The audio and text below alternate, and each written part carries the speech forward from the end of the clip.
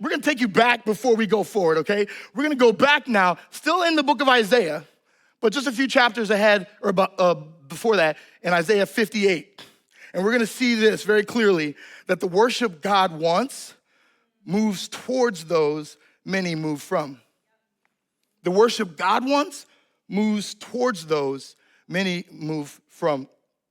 Isaiah 58, he just got through explaining or describing the religious ceremonies that everybody was doing.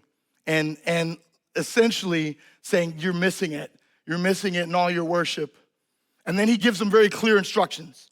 And I apologize for trying to move quickly because we're trying to cover the whole Bible today. So Isaiah 58 in verse 6, he says, is not this the kind of fasting I have chosen? To loose the chains of injustice and untie the cords of the yoke, to set the oppressed free and break every yoke?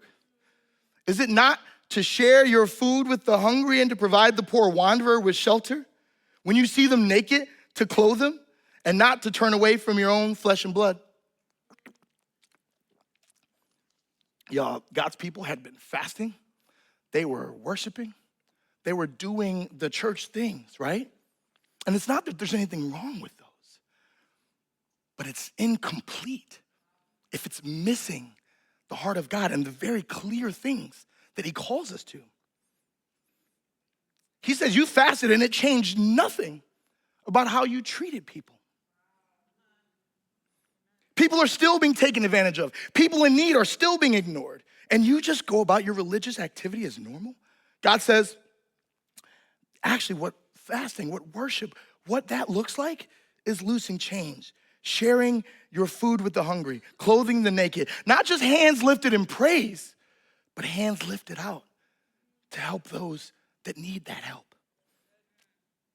We see it every week in this. This is giving us an example of that weekly rhythm. This is when they're going to worship, right? The fact is that God has always been for the forgotten. So we've seen it now twice. We've seen it twice in Isaiah, once in that promise for the anointed one that has been sent, and one in what real worship really looks like from week to week. This goes back even further than Isaiah, you guys. It was already written into the land itself, generations before Isaiah ever spoke a word.